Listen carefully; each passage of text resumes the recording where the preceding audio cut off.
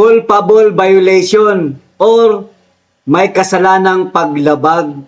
Kasama yan sa inihain na impeachment complaint, pati yung graft and corruption, yung betrayal of public trust. Marami talagang paglabag. Kasi nga, yung paglipat niya sa 60 billion na pondo sa PhilHealth, yung excess funds. Tapos yung paggamit niya na yung unprogrammed funds na nagbuot-buot lang. Tapos, yung pag-kidnap niya kay Tatay Digong, yung hiling ng taong bayan, nakitang-kita naman na siya ay nagdodroga, hindi pa niya pinagbigyan na magkaroon ng health follicle drug test. At saka yung pagligwak nila sa Duterte Youth Party List, na kesyo kinasuhan siya ng impeachment complaint ng Duterte Youth Party List, nung nanalo ito sa eleksyon, abay hindi pinaupo ng Kongreso. Kasama ang kumilik sa katarantaduang ginagawa ninyo. Kabilang yan sa culpable violation. Meron talaga kayong kasalanan sa paglabag sa konstitusyon na kung ano-ano ang mga ginagawa ninyo na ginagamit ninyong pagkasakiman, sakim sa kapangyarihan. Ngayon, natutuloy na po ang kaso inihain ngayon ng isang representative. Once mabuksan ito, naku po, marami pong mga bagay-bagay na mukhang kaabang-abang. Kasi wala namang nag-iimbestiga dito sa Pangulo eh.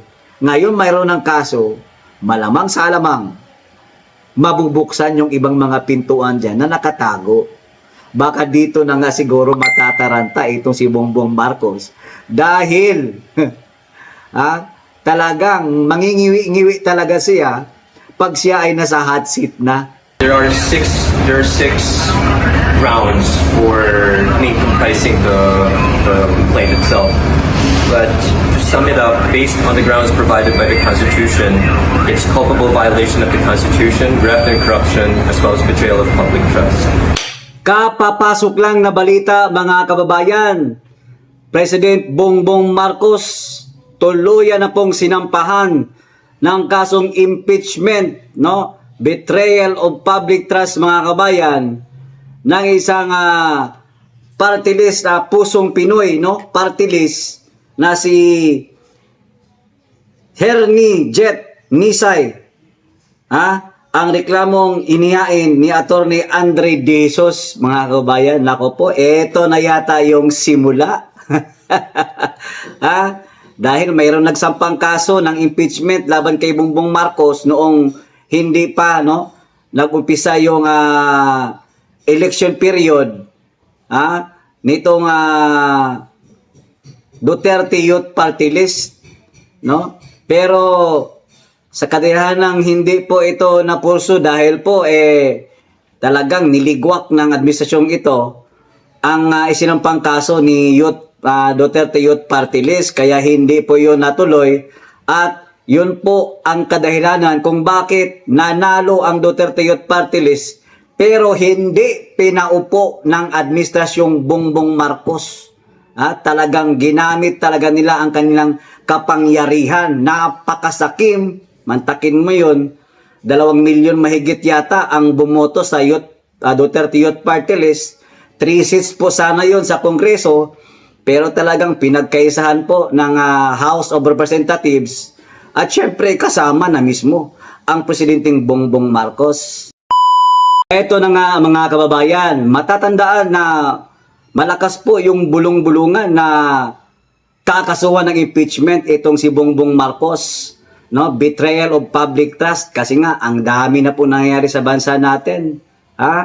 Questionable po yung mga nangyayari, gaya na lang ng anomalya dyan sa flood control, yung trilyon na ninakaw nila, yung pasabog ni Zaldico, na kung saan until now, wala pa ding resulta, yung questionable pagkamatay ni Yussi Cabral, syempre, hindi maiwasan na talagang posibleng maidawit ang Pangulong Bongbong Marcos dahil nga sa hindi na malaman kung anong nangyayari ngayon sa kasalukuyang administrasyon. Kaya tuluyan na nga kinasuhan itong si Bongbong Marcos ng isang representative ng Pusong Pinoy party list, no?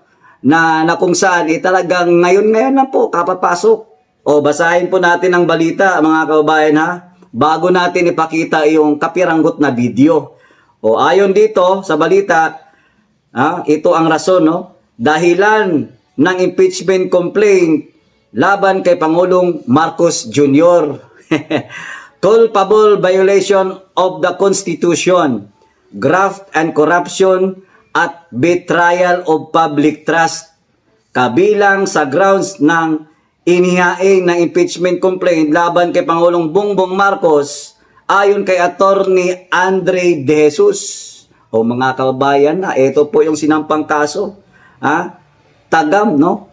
O ito na yung gaba, bumalik na talaga sa inyo. Graft and corruption. Talagang hindi naman po na rin talaga ipagkalingid sa kalaman ng lahat na grabe po yung talamak na nakawan ngayon sa gobyernong ito. Hindi lang po sa flood control, kundi sa lahat ng aspeto na kung saan na nakitaan na meron talagang korupsyon. Isama na natin dyan yung iba pang mga proyekto ng mga iba't ibang politiko ngayon sa kasalukuyang administrasyon ni Bongbong Marcos na hindi mo mawari, no? Bakit ang tatapang nila na nakawin lang ang pera ng taong bayan? Gagawa-gawa kayo ng budget, taon-taon, trilyon-trilyon yung pondo ninyo, bilang batas na igagastusin ninyo taon-taon. Pero ang totoo, hindi naaayon at hindi napupunta doon sa totoong proyekto kasi nga, inulok-lok lang nila sa kanilang mga sariling bulsa. Inendorso ni Pusong Pinoy Party List Representative Hermin Jet Nisay ang reklamong inihain ni Attorney Andre De Jesus. Isa sa mga dahilan na binanggit ni De Jesus sa paghahain niya ng impeachment complaint ay ang umano'y pagpayag ng Pangulo na makidnap ng ibang bansa ang isang Pilipino nang walang due process. Totoo naman talaga yun, mga kabayan. Kita naman talaga natin, ultimo ang ICC, nahirapan sila kung anong gagawin nila kay former President Rodrigo Roa Duterte. Gayon, nandoon na sa dahig, pinakulong na nila. Ibig sabihin, walang koordinasyon na sapat ang ICC laban dito sa ating administrasyong Bongbong Marcos kung ano talaga ang kaso at ihinihain nilang aligasyong bakit nila pinakulong si Tatay Digong at dinala sa dahig. Kita nyo naman, mismo ang ICC na po ang nananawagan ngayon na, hoy, mag-ingay kayo mga PNP o Philippine National Police o kailangan yung magtistigo. Matakin mo yun. Pinakulong nyo na yung dating Pangulo dyan sa dahig, pero wala pala kayong konkretong ebidensya para ihain o sampahan ng kung anumang kaso dyan na gawa-gawa nyo lang para lang madala si Tatay Digong sa dahig ng sapilitan. Alam niyo ba yan? Ang komento ko talaga ito, ang react ko lang, ibinigay ni Tatay Digong ang best niya nung siya ay nanunungkulang bilang Pangulo natin. 2016 up to 2022, nakita natin kung gaano ka-smooth ang bansang Pilipinas. Hindi man perpekto kasi nagkaroon tayo ng pandemya, nagsimahalan, nagsitaasan lahat ang mga bilihin dahil sa pandemya. Pero during that time, hindi po naging paralisado ang operasyon ng gabinete ni Tatay Digong. Bawat gabinete ni Tatay Digong gumagalaw, lalo na yung DPWH, yung DOTR, yung Department of Tourism, yung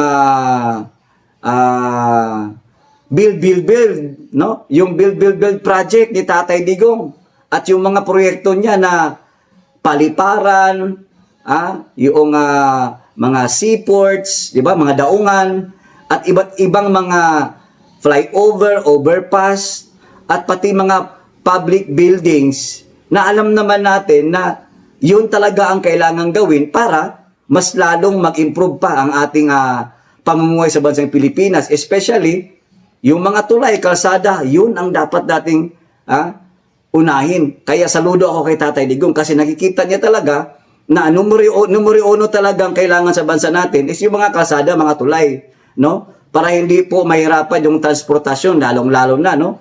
Pag sa Mindanao ka, may mga kalsada kang tuloy-tuloy yung biyahe, magandang flyover, para yung transportasyon ng ating mga agrikultura at iba't iba pa natin mga produkto ay madali lamang, no? Maibiyahe. Kaya saludo kay Tatay Digong, pero ang ginawa nila, kabulastugan, pinipersecute nila ang mga Duterte dahil sa pamumulitika. Eto na yata yung panahon na talagang wala nang ligtas si Bongbong Marcos dito. Kasi pag once na ito talaga ay nabusisi, naumpisahan na, kasi na-file na yan, may kaso na, at ito'y didinggin, maaaring hindi lang po ang malalaman natin. Malamang lahat ng ginagawa ni Bongbong Marcos ngayon, kasi wala mang nag-iimbestiga talaga sa kanya, ang dami niya mga pondo dyan sa kanyang opisina, mantakin mo yung confidential funds niya, 4.5 billion taon-taon, kung hindi ako nagkakamali, mga ganyan po na numero ang confidential funds niya. Hindi pa kasali yung mga intelligence funds, nandyan pa yung mga calamity funds, at iba't ibang pundo na nasa kanyang opisina, pero ang nakikita ng taong bayan, pati mismo yung sariling proyekto niya sa opisina niya, wala. Ano lang ba ang ginagawa? Namimigay lamang ng ayuda. Pero walang nagko-question kung saan talaga napupunta ang pera na inilagak sa kanyang opisina. Bagkus, ang parating tinitira nila ang opisina ng Vice President na si Inday Sara Duterte. Gusto nilang ma-impeach dahil sa panglulustay di umano. Doon sa pera na ibinigay niya mismo galing sa opisina ng Office of the President, itinransfer nila sa Office of the Vice President. 125 million lang. Pero galing pa sa inyo yung pera na yun. Tapos 11 days lang na nagastos, questionin ninyo. Bakit ba hindi gagastusin ni Sara Duterte yun? Binigay ninyo, December na, patapos na yung taon. Ibig sabihin, magsasara na yung libro. Kung ikaw ang Vice President, paminsan-minsan lang magkaroon ka ng pondo, bakit hindi mo gagawin agad-agad? Alam naman natin na si Inday Sara Duterte ay talagang napaka-organized yan magdumala or magdala. Napaka-organized ni VP Sara Duterte. Mula pa nung Davao yan. Talagang, kumbaga, well-prepared, no? Nakamanage lahat yung pondo, kaya hindi mahirap gastusin. Kasi nga, lahat nakatalaga na. Budget na lang yung kulang. In fact, magpapasalamat pa nga si Inday Sara Duterte dahil binigyan nyo ng pondo galing sa opisina ng presidente. Pero ang ginawa ng tablos-los na House of Speaker na si Martin Romualdez, ginagapang niya. Yun na pala yun. Kumbaga, napasunod o napasunod nila si VP Sara Duterte doon sa parang tinatawag nating sa Bisaya pa na sulod sa laang ba. Kumbaga, parang pain ba, no? Na kung saan, pag kinagat ni VP Sara Duterte, yun na pala yun ang maging mitsa para siya ay titirahin nila at balak nilang i-impeach. Kaya ginagapang ni Martin Romualdez na buaya dyan sa Kongreso. Eto po yung video mga kabayan, panoorin po natin itong pagsampa ng pusong Pinoy representative na si Hener Jet Nikay, no? Talagang saludo ko sa iyo, sir. Kasi ito lang yata ang pagkakataon na to na dapat talagang mabusisi yan, matuloy-tuloy na. Betrayal of public trust, graft and corruption, malalang malala sa gobernong Bongbong Marcos. Panoorin po natin yung video, mga kababayan. I'm Attorney Andre R. De Jesus. I'm the complainant in this verified impeachment complaint that I had just filed with the House Secretary General against our sitting President, Ferdinand Bongbong Romualdez Marcos Jr. Sir, ano po yung grounds natin for the complaint? Well, in sum, there are six grounds for comprising the complaint itself. But to sum it up, based on the grounds provided by the Constitution, it's culpable violation of the Constitution, graft and corruption, as well as betrayal of public trust. So we are putting to question and holding the President accountable, number one, for allowing a citizen of our country to just be whisked away, kidnapped virtually, and brought to a foreign land without due process, despite fully functioning courts here in the country. Next, we are also holding the president accountable for flagrantly failing to veto unprogrammed appropriations, unprogrammed funds, despite being able to do so. In fact, what was mentioned by Kong Jet earlier, the president had every opportunity to veto. He signed an actual budget, despite the fact that the Supreme Court has declared the PhilHealth component of that budget to be unconstitutional, and the directive from the Department of Finance, which is the alter ego of the president himself. So an act of a department of government is an act of the president, was also declared illegal. Next, we're also holding the president accountable for the current supposed investigations by government of graft and corrupt practices involving ghost projects, flood control projects, so on and so forth. Next, we're also putting to question the fitness of the president to still govern our country. If you will notice, for some it might be laughable, for some it might be trivial, but an allegation that our sitting president might be somehow involved in an addiction of some sort to prohibited drugs should be alarming. And we are holding the president accountable as well. This is not the main thrust of the impeachment complaint, but it is one of them.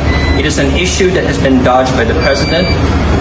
It's an issue that has been dodged by Malacanang. They're just sweeping it under the rug.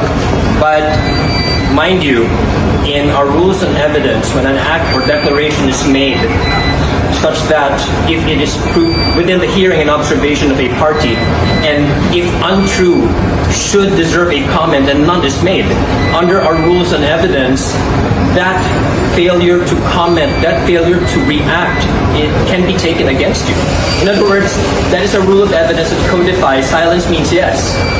We have not heard from the president denying it. We have not heard from the president going through a procedure to debunk all these rumors that he is addicted or is using prohibited drugs. Last week, personally, I feel that the ICI has been weaponized by the government in order to protect his allies, the respondents' allies, President Marcos's allies, and target political enemies. So we feel that apart from the president being an impeachable officer, we feel that this avenue would enable not just myself as complainant, not just Kong Jet as the endorser, but the Filipino people to thresh out all these matters which are being raised but are not answered at all by the president and his cabinet and his officers.